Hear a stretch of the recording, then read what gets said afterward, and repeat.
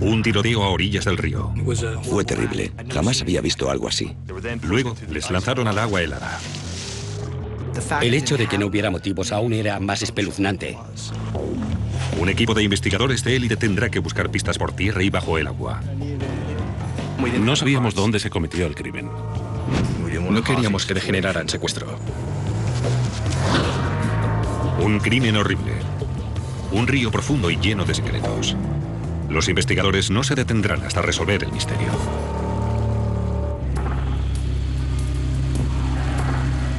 En invierno empieza la caza de aves en Pensilvania.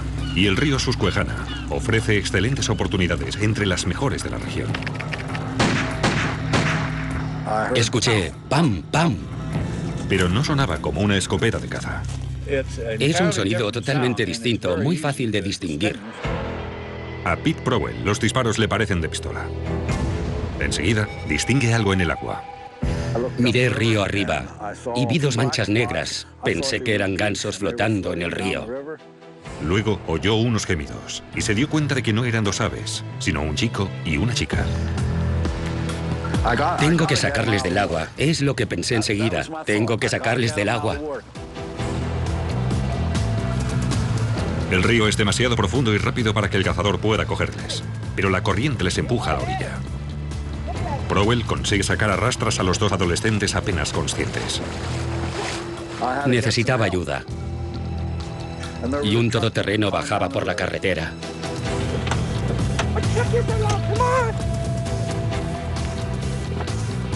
Vi una marca en el cuello del chico. No sangraba por el frío del agua, pero yo sabía que era un orificio de bala. Los dos adolescentes han recibido disparos en la cara. Uno de los cazadores corrió a llamar al 911. ¿Puedo ayudarle? Hay dos adolescentes heridos de bala en el desvío de la Gat Road. ¿Dos chicos víctimas de un tiroteo? ¿Respiran? Sí, están vivos. Necesito una ambulancia. Fue algo terrible. Jamás había visto nada semejante. El personal sanitario solo puede identificar a uno de ellos. Encuentran un documento de identidad en el bolsillo de la chica.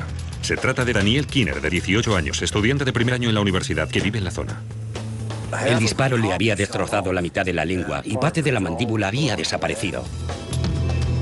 La policía no sabe la identidad de la otra víctima y no se expresa con coherencia. El varón no llevaba ningún documento. Y no podía darnos ninguna información sobre quién era, de dónde venía, ni nada. El personal sanitario transporta rápidamente a las víctimas hasta el hospital más cercano a unos 30 kilómetros.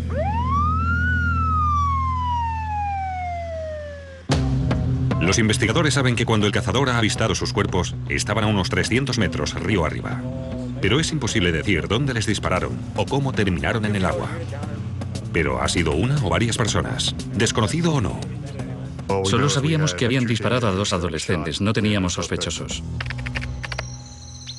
Mientras la policía busca pistas en la orilla del río, reciben noticias sobre el estado de Danielle. Su estado era muy crítico. Tuvieron que someterla a un coma inducido y no esperaban que sobreviviera. Los médicos también declaran que Danielle ha sido violada. La policía debe comunicar la terrible noticia a su familia.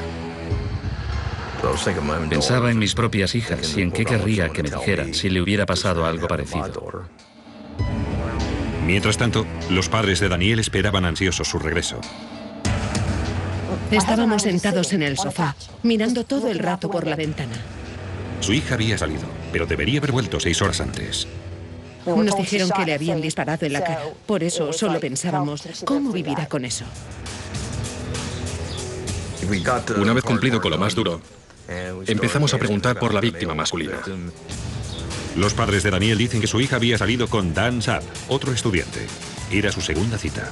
Se habían conocido por internet. Y el día de Acción de Gracias ella fue a Belén, donde vivía ese chico. Y ahora él le devolvía la visita. Al poco rato de llegar a casa de Danielle, aquella tarde, los dos chicos se fueron a dar un paseo junto al río. Era la primera vez que veía a ese chico, pero me pareció muy simpático. Ambas víctimas han resultado gravemente heridas. 2 tiros en la cabeza ambas. Estas balas pretendían matar. Mientras las víctimas se aferran a la vida, los investigadores intentan averiguar si tenían algún enemigo, pero no encuentran nada. El hecho de que no hubiera ningún motivo aún resultaba más espeluznante. Por eso parecía todo tan aleatorio, tan aterrorizante. Tras horas de investigación, la policía sigue sin encontrar ni pruebas físicas ni sospechosos. Formamos una línea a un cuerpo de distancia el uno del otro. El primero junto al agua y luego formando una hilera hasta la pista de tierra. Debíamos peinar una zona de unos 10 metros, desde la orilla del río hasta la Ghat Road, la carretera que corre a lo largo del río Susquehanna. Buscábamos casquillos en el suelo que podían haber caído del arma del atacante, cualquier rastro de sangre y, en general, el lugar donde podía haberse producido el tiroteo. Por fin encuentran una pista. Lo primero que vimos fue una mancha de sangre. Acordonamos toda esa zona para no contaminar el escenario del crimen. Los detectives analizan la sangre. En la camioneta de la policía, el laboratorio ambulante analizó la sangre y determinó que solo se trataba de sangre de pescado con escamas. Por lo tanto, no era el escenario del crimen. Para los inspectores es una carrera contrarreloj. Si llueve o nieva, podrían perder la única oportunidad de encontrar pruebas.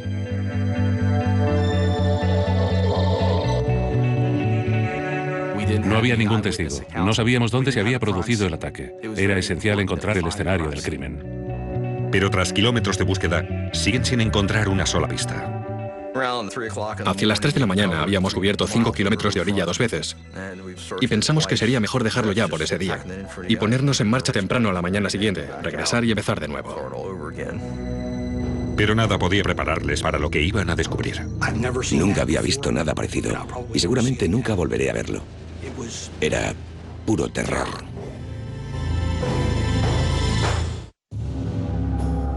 La pareja ha sido tiroteada. Ambos en la cabeza, la chica en la cara y el muslo. También ha sido violada. Dos adolescentes se aferran a la vida tras ser rescatados del río Susquehanna, pero la policía sigue muy lejos de resolver el crimen. Se trataba de un delito sin un móvil aparente. No teníamos ningún sospechoso. Era algo especialmente violento. Las heridas que habían sufrido esos chicos eran horrendas.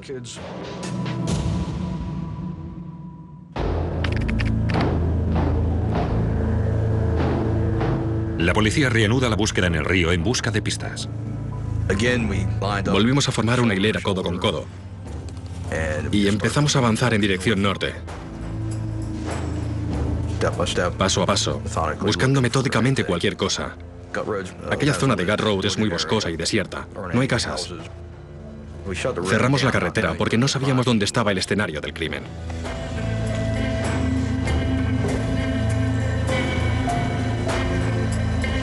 De repente, a unos 200 metros de donde los adolescentes fueron rescatados, el jefe de policía ve algo en la orilla.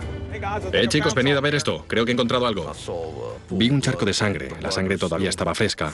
De manera que me di cuenta de que era más probable que fuera realmente el escenario del crimen, en lugar de lo que habíamos encontrado la víspera. Y no es lo único que descubren los investigadores.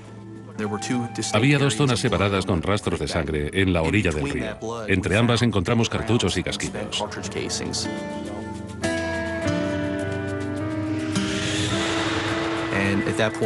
Enseguida acordonamos la zona y nos concentramos en procesarla como escenario del crimen.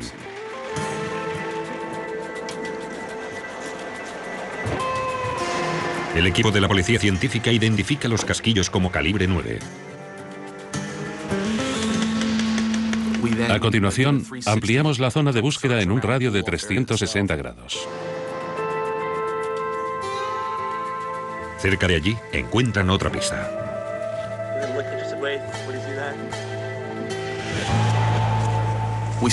Vimos unas huellas de neumático muy características, con un rastro en forma de U, como si el conductor hubiera salido de la carretera, aparcado y vuelto a marcharse, dejando este rastro al salir otra vez a la carretera. La policía saca un molde de las huellas. No sabíamos seguro de si se trataba de uno o varios vehículos, porque había distintos tipos de neumático. Los detectives procesan el resto del escenario y envían los moldes de los neumáticos y los casquillos al laboratorio de la policía para analizar. Para encontrar más pistas, un equipo de buceadores se prepara para registrar el fondo del río, junto a la orilla donde se encontraron los rastros de sangre. Necesitan saber si fue aquí donde los adolescentes fueron arrastrados hasta el agua. Habían encontrado ciertas pruebas en la orilla, pero en cuanto a las víctimas, No tenía ninguna prueba de que las lanzaran al agua allí mismo, puesto que habían aparecido a casi 200 metros río abajo. Buscábamos las balas que habían atravesado sus cuerpos para demostrar que realmente era aquí donde les habían disparado antes de bajar flotando por el río. El río parece engañosamente tranquilo. Los investigadores necesitan una cuerda de seguridad y 2 personas para evitar que la corriente se lleve a los submarinistas.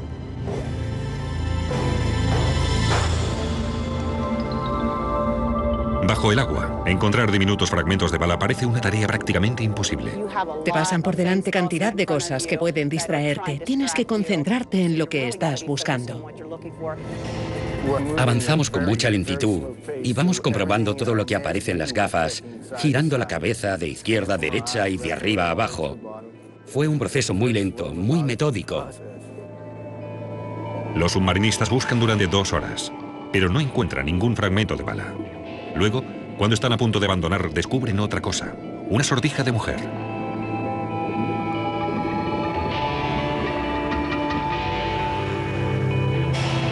¿Podría pertenecer a Daniel?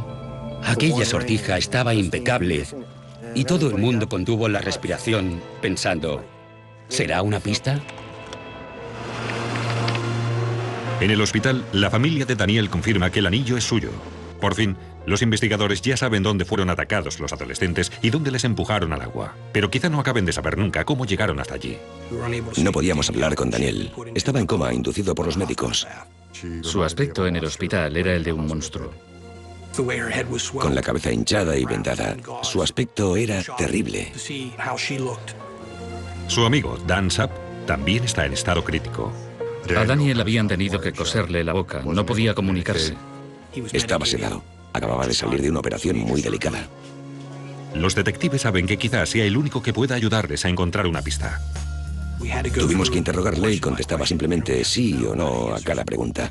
Le dijimos que cerrara la mano y la moviera de arriba a abajo para decir sí y hacia adelante y hacia atrás para decir no. Dan indica que su atacante estaba solo y que no le conocían. Le pregunté, ¿qué edad tenía ese hombre? ¿Más viejo que yo? ¿Más joven que yo? ¿Es de mi talla? Seguimos preguntándole, ¿es un hombre blanco o un hombre negro? Y nos comunicó con las manos que sí, que era un hombre blanco. Pero Dan empieza a sentirse frustrado por no poder hablar.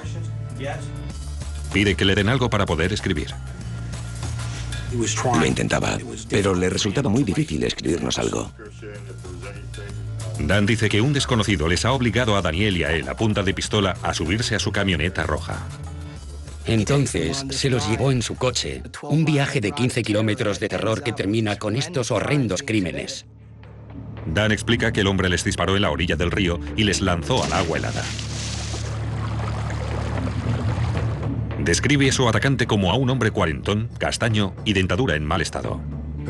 Era un adulto blanco, con una gorra de béisbol. Presentaba bastante vello facial y conducía una camioneta roja cubierta con una capota. Iba acompañado de un perro. Con la descripción, la policía tiene por fin una pista. Cuando le dimos la descripción del sospechoso que nos había proporcionado Dan, el padrastro de Daniel exclamó enseguida, «Oh, Dios mío, creo que ya sé quién es». Violó repetidas veces a la joven.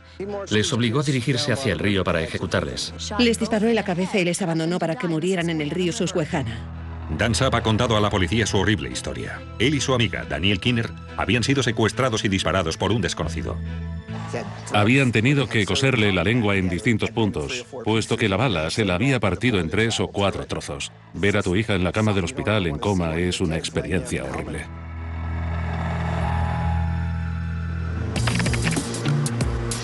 Mientras la vida de Daniel pende de un hilo, la policía da a su padrastro la descripción del sospechoso. Fue como si le alcanzara un relámpago. Conozco al tipo que encaja con la descripción.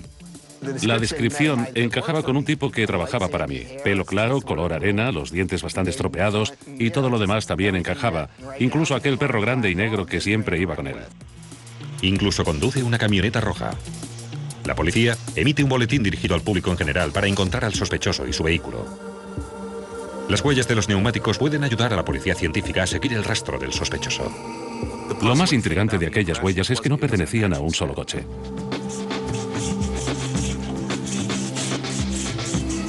Las huellas parecen pertenecer a 3 neumáticos distintos. Unos tenían un dibujo octogonal, otro rectangular y otro completamente distinto de los otros 2.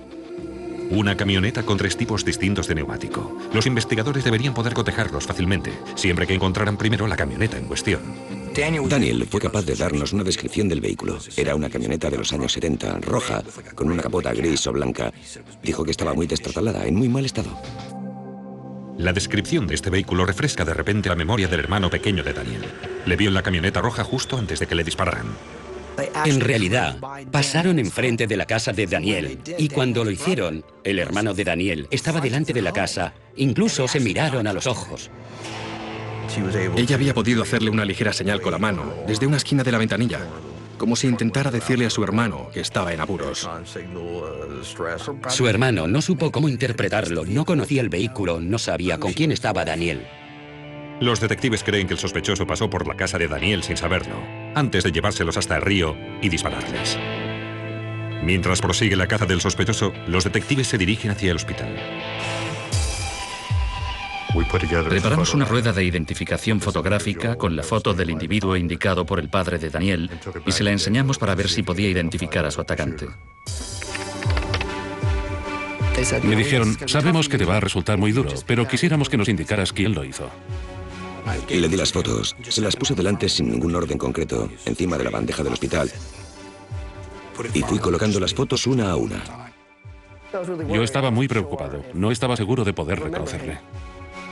Solo iba mirando las fotos y no reaccionó ante ninguna de ellas. Había visto una treintena de fotos y seguía sin tener ni idea de quién podía ser. Era desalentador. Le dijimos, tómate tu tiempo, pero se le notaba frustrado. Le pregunté si le veía y me dijo que no. ¿Estás seguro? No.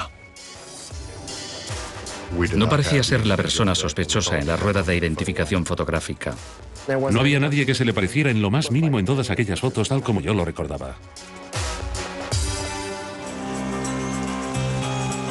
Regresé a comisaría con aquella información y les dije que seguíamos sin poder identificarle. Hicimos más comprobaciones acerca de aquel tipo y descubrimos que no estaba en la ciudad en el momento del incidente. Por lo tanto, no podía haber sido él. Los detectives descartan al sospechoso. El criminal sigue suelto. Desanima mucho pensar que tienes que empezar de cero. Me preocupaba tener que vivir con el temor de que regresara para intentar matarnos de nuevo. El temor se extiende por toda la comunidad. La noticia se extendió por todo el condado de York. La gente estaba atónita de que algo así pudiera suceder en esta pequeña comunidad. Era como si llevara un cáncer dentro. Tenía que resolver este caso. Tengo 2 hijas de una edad aproximada a la de Daniel, y esto fue un aliciente más para no parar hasta solucionarlo y descubrir quién lo había hecho. Pero ya no hay más pistas. No sabían quién era y dijeron que podía haber sido cualquiera que acechara a Dani. Y toda nuestra familia se derrumbó porque entonces piensas, ese tipo puede estar en cualquier parte. Llevó a los jóvenes hasta el río mientras suplicaban clemencia. La policía dice que les disparó a los 2 en la cara. Luego les empujó a las aguas heladas. Le suplicaban que les dejara en paz, y él estaba allí plantado como la sombra de la muerte, observándoles mientras bajaban por el río.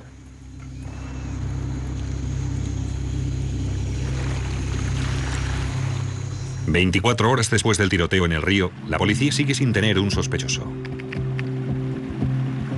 Dan Sapp empieza lentamente a recuperarse, pero nunca imaginó que viviría para contar su historia.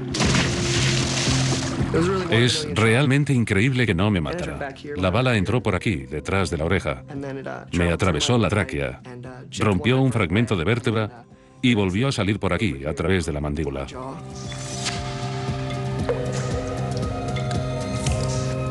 Pero seguro que en realidad falló el disparo. No quería herirme, quería atravesarme el cráneo, pretendía matarme. Su amiga, Danielle Kinner, también ha sido tiroteada y su pronóstico no es positivo. Daniel estaba mucho más grave e inestable. Había recibido 2 disparos, el segundo en el muslo, pero el otro también había pasado muy cerca de su columna vertebral. Le había destrozado la mandíbula y cortado la lengua.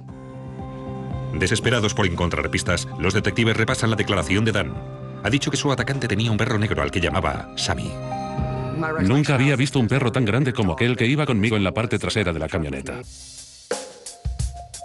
La policía cree que aquel animal puede ser la clave para resolver el caso. Los expertos de la policía científica examinan la ropa que llevaban los dos adolescentes en busca de algún pelo de perro.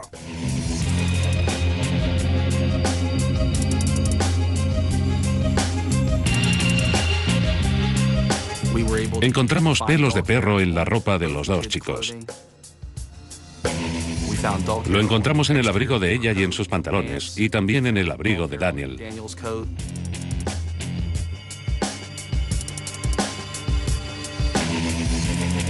Los expertos establecen que el pelo encaja con el de un Rottweiler negro. Transmitimos esta información a todos los departamentos de policía de la zona y hablamos con los agentes de otras jurisdicciones por si conocían al dueño de un perro así, con antecedentes violentos. La estrategia parece funcionar. Un detective de un pueblo cercano parece conocer al culpable. Le conocía bien. Le habían detenido anteriormente. Sabía que tenía un Rottweiler. No estaba segura del nombre del perro, pero sabía que tenía un Rottweiler negro. Su nombre, William Wagner. Tenía 2 cargos pendientes por agresión sexual, pero las víctimas de estos otros casos se habían negado a prestar declaración ante el juez. Estaban demasiado asustadas por lo que les había hecho. Había secuestrado a estas 2 chicas. Me dijeron que había utilizado una sierra eléctrica para destrozarles los muebles. Montamos una nueva rueda de reconocimiento fotográfico, esta vez con la foto de Wagner para enseñársela a Dan. Y el detective Marx y yo volvimos al hospital. Cuando estás en una situación como esta, tu cerebro bloquea cantidad de detalles que no quieres recordar, y en aquellos momentos su cara era uno de ellos. Hicimos lo mismo que en la primera rueda de reconocimiento. Le iba dejando las fotos en la bandeja. Él tenía un ojo abierto y el otro cerrado. Era como si mi cerebro no dejara formarse la imagen. Le iba presentando las fotos una a una, pero la de Wagner no tuvo tiempo ni de llegar a la bandeja, que Dan ya había reaccionado. Empezó a golpear la foto. Golpes y más golpes. Era puro terror. Vi cómo se le dilataba la pupila. Le pregunté, ¿fue ese hombre? Y él golpeó. Le dije, ¿estás seguro? Y golpeó de nuevo. Golpes y golpes. Entonces me lo quedé mirando y le dije, bueno, pues vamos a por él. Empezamos a perseguirle. Resultó que tenía una camioneta.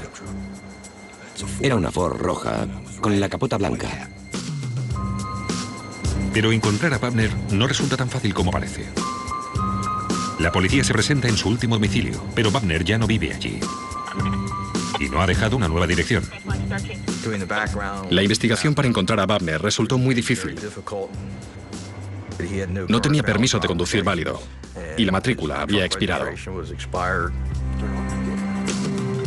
Preguntamos a todas las personas con las que podía estar en contacto y no encontramos ninguna pista. Me preocupaba el tiempo que tardarían en atraparle. Temía que tardaran semanas o meses antes de detenerle. Los inspectores saben que Wagner tiene novia, pero tampoco pueden dar con ella. Estábamos en un callejón sin salida. ¿Dónde estaba? ¿Dónde se esconde? Pero el jefe de policía, Albright, no se rinde. Vuelve a repasar todos los documentos, esperando encontrar alguna pista. Finalmente, la encuentra en la foto de la ficha policial de Wagner. Reconocí el logo de la camisa. Llevaba una camisa con el logo de Leon Windemeyer, una empresa de construcción. Yo había estado en contacto con aquella empresa. Albright llamó a casa del encargado. Aquel caballero pudo confirmar que Wagner era un empleado de Leon Windemeyer y que debía volver a su trabajo. Tenía que presentarse para trabajar en una obra a las 7 de la mañana siguiente. Tras concentrarse en el caso durante 32 horas seguidas, la policía tan solo tiene que esperar. El plan era que en cuanto Wagner se presentara a su trabajo a la mañana siguiente, el encargado nos llamara enseguida y luego le encargara alguna tarea que implicara estar siempre a la vista de alguien hasta que llegáramos para detenerle. Ya no podíamos hacer nada más, de manera que decidimos dejarlo por aquella noche y descansar un poco. Mandé a todo el mundo a casa, a la espera de recibir la llamada a la mañana siguiente. Llegué a casa. Me tumbé en la cama para dormir, pero el busca sonó de nuevo. Los investigadores han encontrado la camioneta de Wagner en un barrio residencial. Había visto una camioneta Ford roja aparcada en la acera de la calle. Comprobé su matrícula y resultó estar registrada a nombre de William Wagner.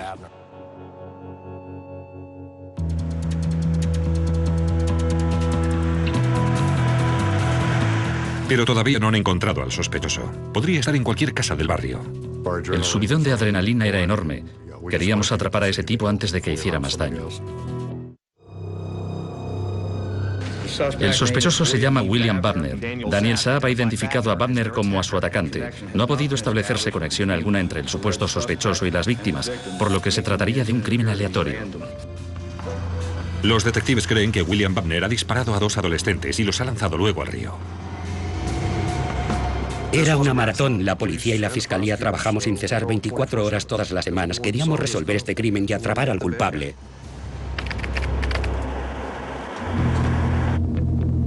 Mientras Daniel Kinner sigue luchando por su vida, la policía ha encontrado la camioneta del sospechoso, pero siguen ignorando dónde se encuentra. Para acercarle, los investigadores recaban información de su jefe. Le preguntamos si había ido a trabajar con otro coche y nos dio la descripción de un coche pequeño. En efecto, la policía encuentra este vehículo aparcado delante de una casa próximo a la camioneta. Está registrado a nombre de la hermana de la novia de Wagner. El jefe de policía sabe que Wagner es un hombre violento e impredecible. Llama al equipo de respuesta rápida. Nos desplegamos alrededor de la casa. Teníamos agentes al norte, al sur y en la parte de atrás. El ERR vigilaba todas las ventanas, todas las puertas. Lo teníamos todo controlado. Un tirador de élite se sitúa al otro lado de la calle. Podía decirnos, estoy viendo movimientos, o la puerta se abre. Estaba allí como último recurso para protegernos, por si Wagner salía y empezaba a dispararnos. Estaría entonces en la posición ideal para dispararle. Los investigadores esperan que Wagner salga de la casa justo antes de las 7. El plan era esperar que saliera de la casa por la mañana para ir a trabajar. Y confiábamos en atraparle fuera de la casa.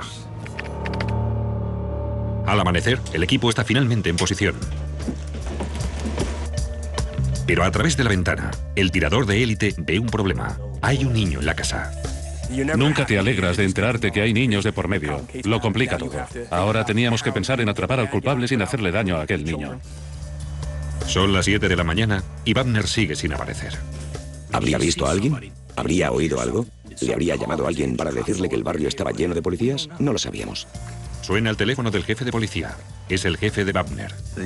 El encargado nos dijo que ya eran las 7 y no se había presentado.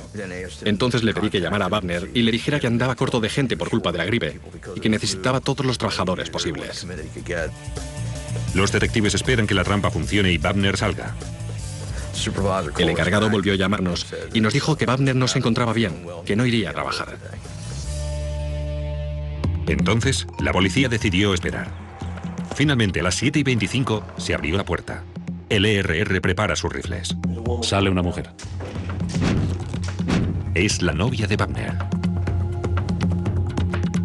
Su novia salió de la casa, subió al coche y arrancó. Los agentes la detuvieron a 5 manzanas de allí y volvieron con ella al puesto de mando para interrogarla. Obtuvimos bastante información sobre quién estaba en la casa y lo que iba a suceder a continuación. La mujer queda aterrorizada cuando se entera de las acusaciones a Wagner. Su hijo de 8 años está solo con el criminal, que va armado. No queríamos que acabase en secuestro. Sabíamos que iba armado y no queríamos que se produjera ninguna situación en la que se utilizasen. Los investigadores necesitan un nuevo plan. La novia de Wagner les dice que un autobús escolar recogerá a su hijo en 15 minutos. Decidimos que debíamos requisar el autobús escolar. El autobús iba a detenerse justo delante de la casa. Wagner abriría la puerta y se quedaría en el umbral observando cómo el niño subía al autobús. Una vez estuviera a salvo en el autobús, Wagner entraría de nuevo en la casa. Y habían decidido atraparle en aquel momento. La policía no tiene tiempo que perder. Queríamos que todo pareciera natural y puntual. El autobús escolar debería estar vacío. El jefe de policía ordena a uno de sus hombres que recoja al niño y lo ponga a salvo. Pero el plan tiene un fallo. Cuando subí al autobús me di la vuelta y vi que había otros niños. Mientras Daniel Kinner permanece en el hospital en estado crítico, la policía rodea la casa de su atacante. Había 2 equipos de 4 personas a cada lado de la casa. En la casa, Wagner está solo con un niño y una pistola. A pocas manzanas de allí, un policía de paisano se hace pasar por el conductor de un autobús escolar. Debe ir a buscar al niño, pero se ha topado con un problema. Conecté la radio y les dije que había otros niños en el autobús. Pero la policía no puede evacuar a los niños. No teníamos tiempo. Simplemente no teníamos tiempo. Me dijeron, está mirando por la ventana, están esperando el autobús, tienes que traerlo ya. Hablé con la conductora del autobús. Necesitaba instrucciones, cómo encender los faros, cómo abrir las puertas, si tenía que hacer algo especial con los frenos. En cuanto Wagner saliera de la casa, teníamos que asegurarnos de que no estuviera armado y que la situación no iba a degenerar en un secuestro.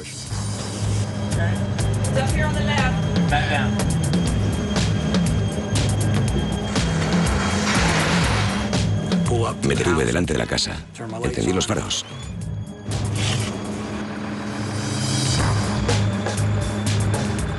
Estaban los dos mirándome, como extrañados de que no fuera el conductor habitual. Soy lo único que se interpone entre él y un grupo de niños montados en el autobús.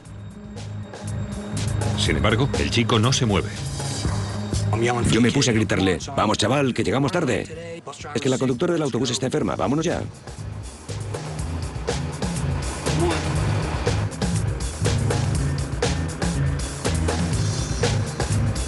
En cuanto el chico subió al autobús, cerré la puerta y arranqué. Mientras salía a la calzada, me giré y vi a las tropas de élite que salían de ambos lados de la casa. Le derribé de un puñetazo y le inmovilicé. Cuando estaba a una manzana de la casa, pude escuchar por radio que el equipo decía que tenían un 1095, que significa que ya está esposado y bajo control.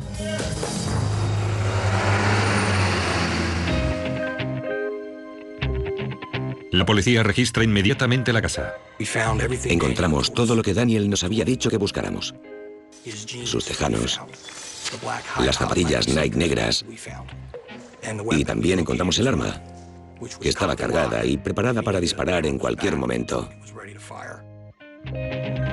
Las pruebas incriminatorias no se detienen ahí. Su camioneta roja lleva neumáticos de 3 clases distintas que encajan con los moldes sacados en el escenario del crimen. Las fechorías de Wagner han llegado a su fin. 2 semanas después del crimen, la policía recibe más buenas noticias. Gracias a 6 complicadas intervenciones quirúrgicas, Daniel Kinner podrá recuperarse. No oí el disparo. La bala entró por aquí. Apenas se ve la cicatriz y salió justo por aquí, destrozándome toda la mandíbula. Llevo una plaga desde entonces. Los recuerdos de Daniel y Dan sustentan la acusación. La pareja cuenta que Wagner empezó charlando con ellos en un parque cerca de la casa de Daniel, antes de ponerse violento. De alguna manera nos cortó el paso. Venga, subid los dos, tú detrás, vamos. Abrió la puerta trasera de la camioneta y hay un momento en el que no estás seguro que aquello esté pasando de verdad, que cosas así puedan pasarle a la gente. Yo no hacía más que decirle, haremos todo lo que nos digas, pero suéltanos, por favor, déjanos marchar.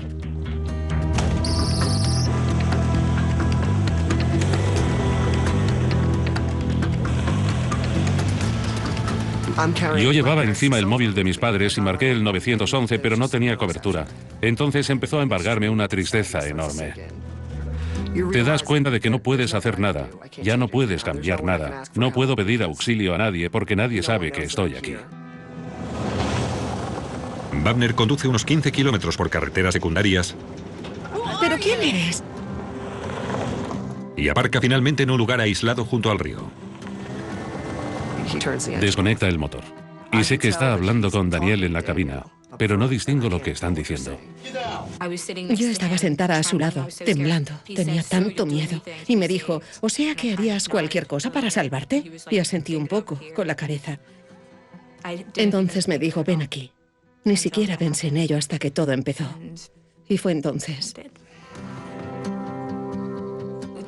cuando me violó. Sabía que no había nada en absoluto que pudiera hacer yo que no terminara probablemente con la muerte de los dos. Después me dijo que me bajara de la camioneta.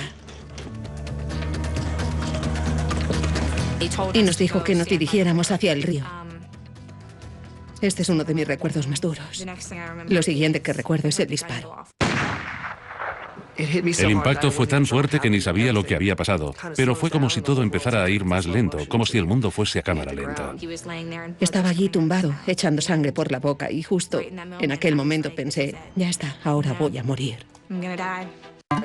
Tuve la sensación de dormirme, de olvidarlo todo, pero de repente caí al agua y reaccioné. Sabía dónde estaba, sabía qué había ocurrido. Lo siguiente que recuerdo es un agujero negro. Luego me desperté y estaba en el río. Nos vimos y nos dimos cuenta que todavía estábamos vivos. Dan me decía, no te muevas, no te muevas, para que se crea que estamos muertos, no te muevas. Fuimos alejándonos flotando río abajo. Aquel río helado fue su salvación. Si hubieran estado inconscientes, lo más probable es que se hubieran ahogado. Por otro lado, pensándolo bien, el agua les proporcionó un camino de escape, el único posible. El agua fría les salvó la vida. Contribuyó a ralentizar el sangrado de sus heridas, lo que impidió que murieran desangrados. William Wagner está imputado por numerosos cargos. Wagner está acusado de intento de homicidio, violación, secuestro y atraco. Si es declarado culpable, pasará el resto de su vida en la cárcel. 8 meses después del ataque, Dan y Daniel se ven de nuevo las caras con Wagner cuando declaran contra él ante el tribunal. Entró por la puerta y llevaba un mono naranja. Fue terrorífico. Aquel día fue terrorífico. Mientras prestaba declaración, le miraba de vez en cuando y pude ver que estaba asustado, que se daba cuenta de lo que le esperaba. Ha sido un día repleto de testimonios gráficos e impactantes en los juzgados del condado de York. El jurado solo ha tardado 1 hora en alcanzar el veredicto. Wagner estaba acusado de un total de 16 cargos y ha sido declarado culpable de todos ellos. Wagner fue declarado culpable de intento de asesinato, secuestro y violación.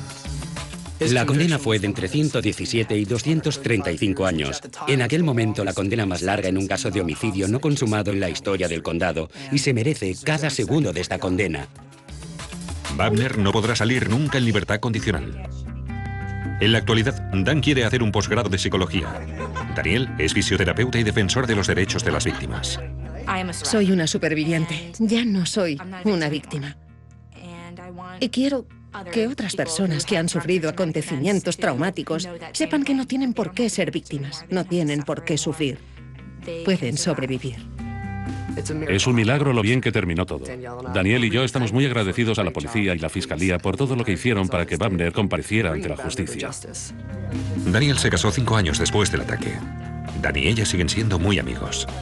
Siempre nos llamamos el 8 de enero. Cada vez que se acerca ese día sé que hablaremos por teléfono y es como oír la voz de la supervivencia al otro lado de la línea, porque si hemos conseguido superar aquello tan horrible, podremos superarlo todo.